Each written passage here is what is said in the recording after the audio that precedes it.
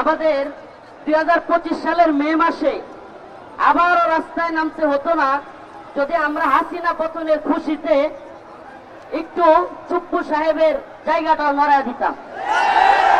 আমাদের আবার এই তীব্র তাপদাহে, তীব্র এই কঠিন পরিস্থিতিতে, এই রোদের মধ্যে গাম জড়াইতে হইতো না, কিংবা এই কঠিন পরিস্থিতিতে পড়তে হইতো না যদি আমরা খুনি হাসিনা পলায় যাওয়ার সাথে সাথে আমরা যদি দ্রুতই আমরা খুশি হইয়া আন্দোলনের হাল ছেড়ে না দিতাম।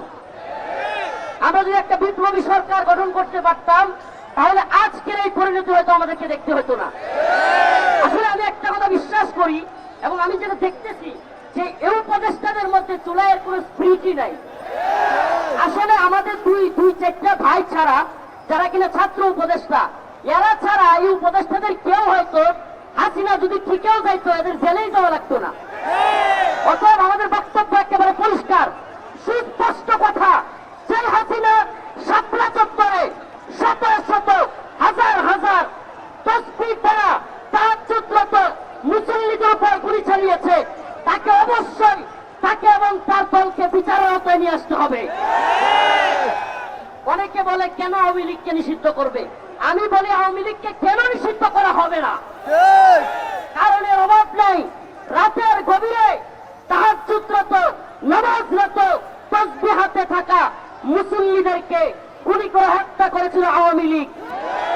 পিলখানায় সেনাবাহিনীকে হত্যা করেছে আওয়ামী লীগ। আমাদের ভাইদেরকে হত্যা করেছে আওয়ামী লীগ।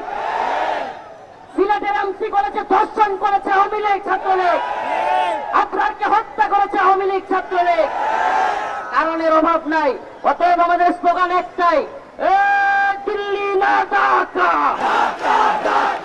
আপোষ না সংগ্রাম, গোলামি না আজাদি, দালালি না রাজপথ, দিয়েছিতে রক্ত, রক্তের বন্যায় আওয়ামী লীগের দালালেরা, বেশিরভাগের দালালেরা একটা একটা লীগ দল সারা বাংলায় খবর দেয়, দিল্লি না ঢাকা। ইসলামী বক্তা তিনি কিন্তু তার কথা বলছিলেন।